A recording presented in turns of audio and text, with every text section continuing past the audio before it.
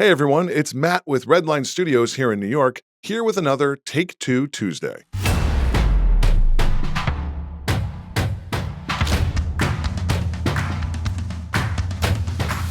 Take Two Tuesdays are where I'm going to revisit old projects, on-set incidents, and mistakes in the edit room that I would do differently if given the chance all over again. I'm hoping that if I revisit some of the mistakes I made along the way, or ones I've witnessed friends and colleagues make, you can avoid them. You can thank me later, or just send me a check in the mail once you make it big. Today's Take Two topic is fake it till you make it. When to accept a job you're not qualified for. We've all heard this phrase in the film and TV industry, fake it till you make it.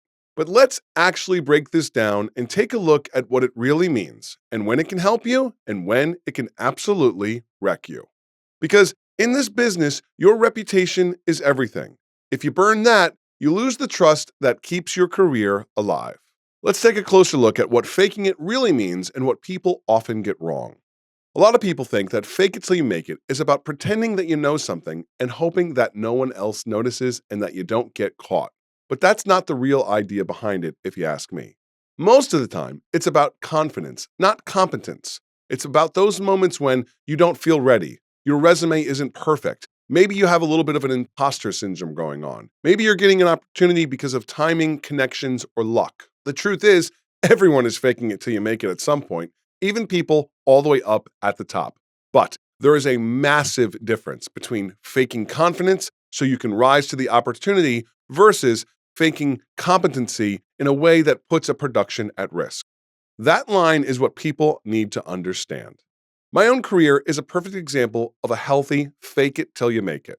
For me, I was classically trained as a screenwriter and a director. That's what I studied, that's what I went to school for. But as my career developed, I found myself editing more and more because I wasn't getting what I needed from the editors I was working with. So I became a completely self-taught editor. During slow periods as a writer and a director, I started applying for editing jobs, and honestly, I felt like a fraud. I didn't have the proper training. I didn't go to school for this. I didn't have any certifications. Even years later, after being hired consistently as an editor, winning awards, and editing shows that were getting greenlit by networks, I still found it difficult to call myself an editor without hesitating. I'll never forget working on a series with some really heavy-hitting editors. I was thinking, I am absolutely out of my league here. And then a funny thing happened. Every single editor on that show started to get fired except me. I was the only one who lasted. It was like Survivor, Editor Island. Looking back, it's almost funny. I had the work, I had the track record, and I had the results, and I still felt like I was faking it. And to be honest, I wasn't giving myself enough credit. So what's the takeaway? If you feel like you're faking it because you doubt your background and your skill set, but you can actually deliver the work, that's not faking it. That's growth.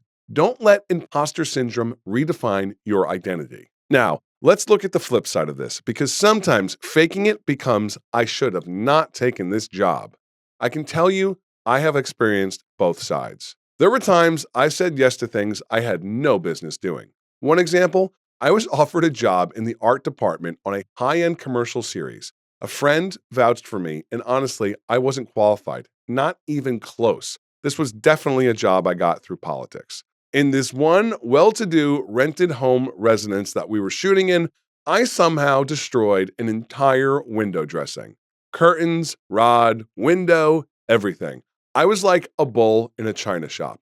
And I remember thinking, I am out of my element and this is not my lane. But I didn't quit, and the experience did teach me something huge.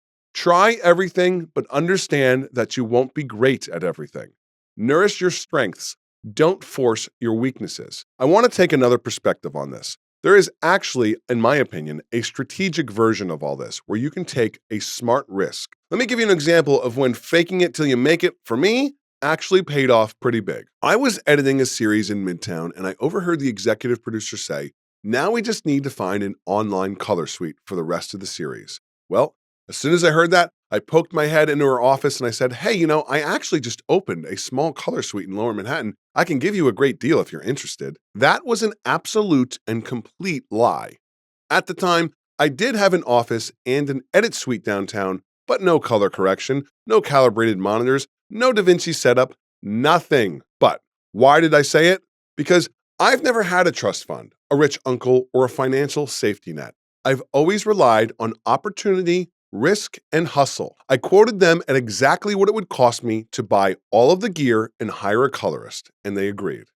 I had to order everything immediately and set it all up literally the night before the client walked through the door. We were still unpacking boxes, brushing off all the gear of those little styrofoam clingy things that stick when you open up something brand new, and wiring gear at 0 hour.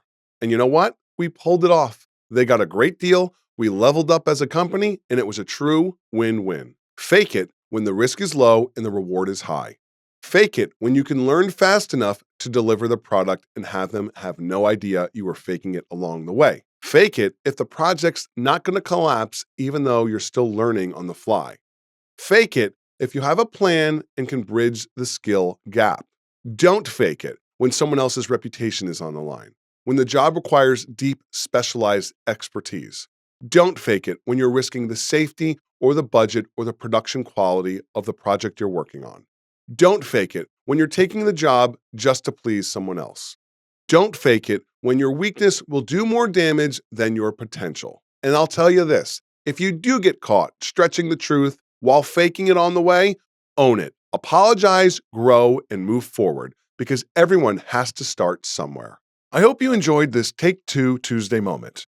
Although it's difficult to revisit the past and be critical about our own work and mistakes we might have made, I am often comforted by the idea that really there are no bad decisions, just good ones and ones that we learn from. Do you have a valuable production mistake you learned and you'd like to share it here? Please send it to me at insideredlinestudios@gmail.com.